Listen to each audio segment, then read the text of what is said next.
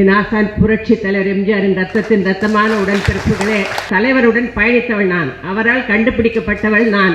நிறைய பட்டம் இருக்கு, கலையரசி, கலைமாமணி, அது இதுன்னு. ஆனால் அடைமொழி எம்ஜிஆர் லதா. புரட்சி தலைவரால் அறிமுகப்படுத்தப்பட்டவள் நான், அவரால் இன்றும் எம்ஜிஆர் லதா என்றே அழைக்கப்படுகின்றேன். 72 அவர் கட்சி ஆரம்பித்தவுடன் அவருடன் பயணித்திருக்கின்றேன். கொடியை பிரபலப்படுத்துறதுக்காக தமிழ்நாடு கூட போயிருக்கேன். அவரோடு சேர்ந்து நடிச்சதுனால நான் மிகப்பெரிய ஒரு வெற்றி நடிகையான, அதுல உண்மை. நான் எவ்வளவு எதிர்ப்பு, எவ்வளவு இது, அந்த காலத்துல நான் பயணிச்சிருக்கிறேன். அப்போ பணத்தட்டுப்பாடு, என்ன செய்ய போற நீ கட்சிக்கு அப்படின்னு கேட்டாரு. 35 லட்சம் ரூபாய் அந்த காலகட்டத்தில் அதிமுக தேர்தல் நிதியா கொடுத்திருக்கேன். மேடையில் அமர்ந்திருக்கும் எம்ஜிஆர் பக்தர்களே, எம்ஜிஆருடன் பயணித்தவர்களே, கவிஞர் முத்துலிங்கம் அவர்களே, முத்து அவர்கள் கூடவே இருந்து உதவியவர், தலைவருக்கு உதவியவர் சகோதரி ராஜஸ்ரீ அவர்களே, அங்கமுத்து அவர்கள் மகன் திரு சண்முகம் அவர்களே, எம்ஜிஆர் நிகழ்ச்சிகளுக்கெல்லாம்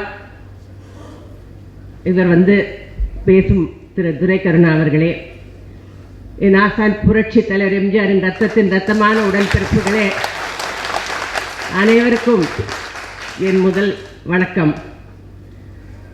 புரட்சி தலைவர் எம்ஜிஆர், அதாவது இது அடிமை பெண் படத்தின் 50ஆம் ஆண்டு மலர் வெளியீட்டு விழா.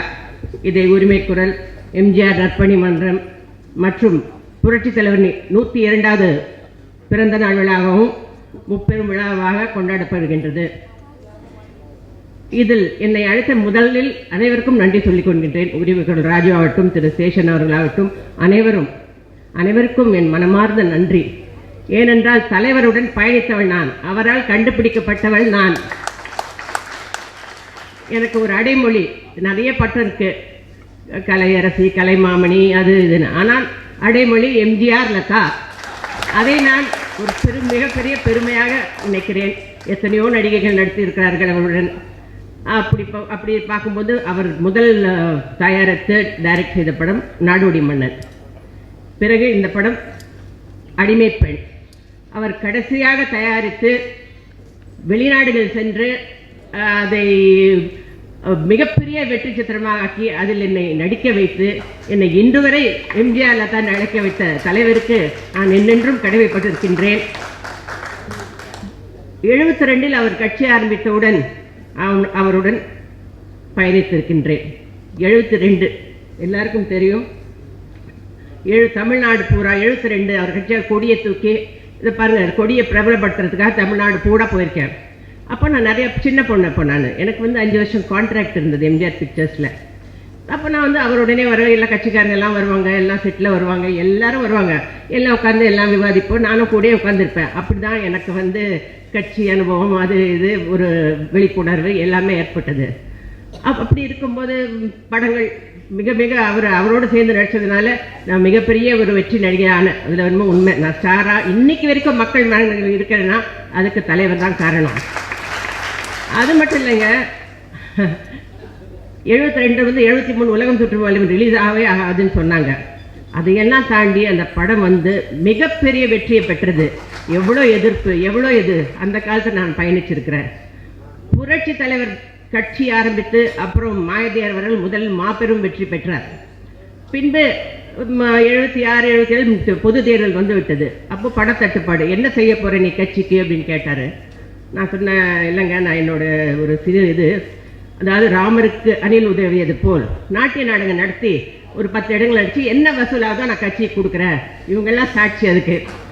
அப்போ தமிழ்நாடு பூரா 10 இடங்கள் 11 நாட்டிய நாடகம் நடத்தி தலைவரோட முன்னிலையில் அவருடைய தலைமையில் நடத்தி 35 லட்சம் ரூபாய் அந்த காலகட்டத்தில் அதிமுக தேர்தல் நிதியாக கொடுத்துருக்கேன். இதை தலைவர் மறக்கவே மாட்டார். ஏன்னா கடைசியில் கூட என்கிட்ட சொன்னார், நீ கட்சிக்காக அவளை உழைச்சிருக்க, உனக்கு என்ன வேணுமோ கேளு. நான் ராமாவரம் தோட்டத்தில் அவரை பார்க்க போனேன், என்ன வேணுமோ கேளு, இப்படியே எனக்கு சொல்லியிருக்காரு. ஆனால் எனக்கு கடைசி வரைக்கும் எனக்கு நிறைய உதவிகள் பண்ணியிருக்காரு.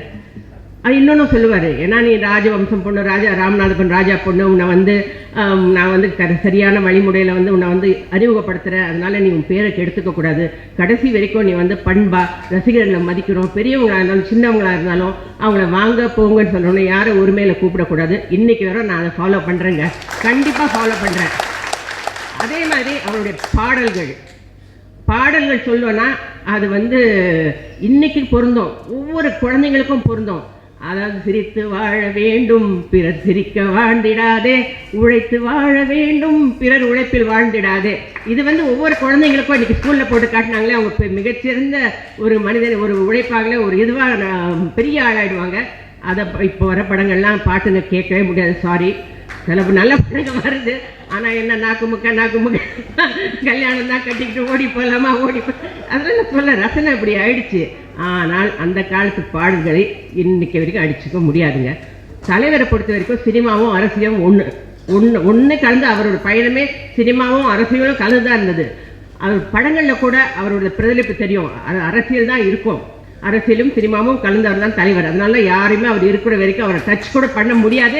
இனிமேல் அவர் புகழை கூட 32 வருஷம் ஆகி கூட அவர் புகழை யாரும் இனிமேல் அடைய முடியாது. அது எப்பேற்பட்ட கொம்பனை அல்லன்னு எனக்கு பயம் இல்லை. அவர் ஒரே ஒரு சூரியன், ஒரே ஒரு சந்திரன், ஒரே ஒரு என்.டி. ராமச்சந்திரன் தான். அது வந்து அவர் வந்து எல்லாருக்கும் செய்தி அவர்கள் சொல்லக்கூடாது மனித நேயம். அதாவது மனித நேயன்றதுக்கு அது அவரும் மனித நேயம் என்ற பேரில் தான் அறக்கட்டளை. அதுதான் புரட்சி தலைவர் தான், அவர் பேர் வச்சுட்டு புரட்சி தலைவர் தான். மனித நேயம்னா யார்? புரட்சி தலைவர். நான் உணர்ந்திருக்க நிறைய சம்பவங்கள் நான் சொல்லலாம், நான் நேரம் கருதி நிறைய இருக்குங்க. ஏன்னா தலைவரோட பயணிச்சிருக்கிறேன். எங்கே வந்தாலும் எல்லாரும் சாப்பிட்டாங்களா? முதல்ல எல்லாரும் சாப்பிடுங்க, அவங்களுக்கெல்லாம் அதே சாப்பாடா? செட்டில் யாராவது கொஞ்சம் வருத்தமாக இருந்தால் கூட என்ன உன் பிரச்சனை என்ன? இல்லைங்க அப்படின்னா உன்னை மாணிக்கம் போய் கொடு, இப்படி யாராக இருக்கட்டும், சாதாரண லைட் மேனாக கூட இருக்கட்டும், இது பண்ணியிருக்காரு. நான் பயணிச்சிருக்கேன், அவரோட பயணிச்சிருக்கேன். அவர் தான் என்னுடைய ஆசான், என்னுடைய குரு. எனக்கு எல்லாமே புரட்சி தலைவர் தான். எனக்கு வந்து யாருக்கிட்டையும் பயமும் கிடையாது. எனக்கு வந்து யாருக்கிட்டையும் போய் எதுவும் கேட்குவேன். தலைவருடைய அருளாலையும் எங்கள் அம்மா பாத்திரம் நான் நல்லாவே இருக்கேன். இது இல்லை, சமீபத்தில் ஒரு சர்ச்சை வந்தது, எல்லாருக்கும் தெரிஞ்சிருக்கோம். நான் மறப்போம் மன்னிப்போம்னு விட்டுட்டேன். ஒரே ஒரு சில வார்த்தைகள் சொல்ல விரும்புகிறேன்.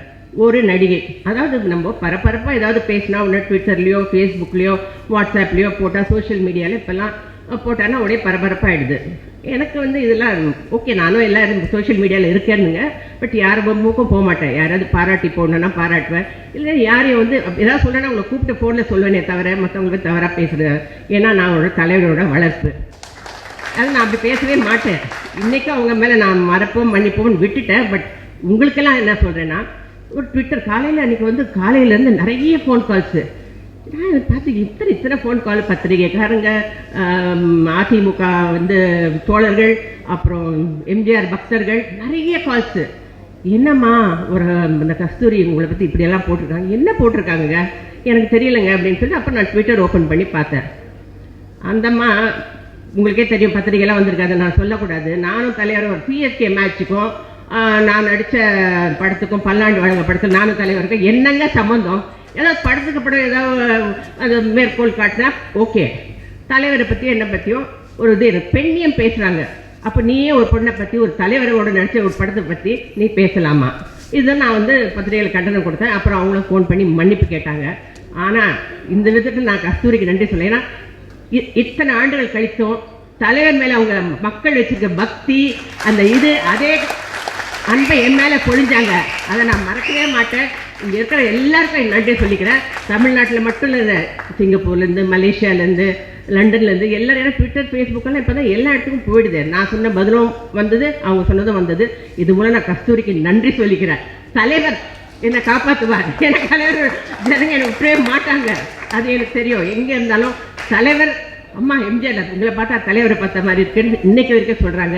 அது எனக்கு கிடைச்ச மிக மிக மிக பெரிய விருது. ஆஸ்கர் விருது கிடைச்சா கூட அவ்வளோ சந்தோஷப்பட மாட்டேன். எம்ஜிஆர் லத்தான்னு சொன்னால் எனக்கு அவ்வளோ சந்தோஷம். தலைவர் பண்புகள் வாழ்க, தலைவர் பக்தர் வாழ்க. என்னை அழைத்து இங்கே பேச வைத்ததுக்கு மிக மிக நன்றி. புரட்சித் தலைவர் எம்ஜிஆர் அவர்கள் மறைந்து 32 ஆண்டுகள் ஆனாலும் இன்றைக்கும் தங்களுடைய சொந்த செலவில் நாள்தோறும் மாதந்தோறும் விழா எடுத்து கொண்டிருக்கின்ற எம்ஜிஆர் பக்தர்களின் எண்ணிக்கை நாள்தோறும் பெருகி வருகிறது. அதற்கு காரணம் புரட்சித் தலைவர் எம்ஜிஆர் ஒவ்வொருவரின் உதிரத்தில் அவர்களுடைய உண்மை, பாசம், பற்று என்ற எல்லா நிலைகளிலும் அவர் அதிலே பிரதிபலிக்கின்ற காரணத்தினால் அவர் வாழ்ந்து கொண்டிருப்பதாகவே இன்றைக்கும் எண்ணிக்கொண்டிருக்கின்ற பக்தர்கள் ஒரு திரைப்பட பாடல்கள் மூலம், திரைப்படத்தின் மூலம் உலகத்திலே இருக்கின்ற மதங்கள், அறிஞர்கள், தத்துவ ஞானிகள் அத்தனை பேரும் சொன்ன கருத்தை ஒரு பாமரன் எளிமையாக புரிந்து கொள்ளுகின்ற வகையில் தன்னுடைய திரைப்பட பாடல்களில் அந்த கருத்தை கொடுத்து இந்த சமூக மாற்றத்திற்கான மாபெரும் தலைவன், புரட்சித் தலைவர் எம்ஜிஆர் அவர் மனிதரல்ல, ஒரு அவதாரம் என்று நம்புகின்ற மக்கள் இந்த மண்ணில் வாழ்ந்து கொண்டிருக்கின்ற காரணத்தினால் புரட்சித் தலைவர் எம்ஜிஆர் என்றைக்கும் வாழ்வார், எல்லோர் உள்ளங்களிலும் வாழ்வார்.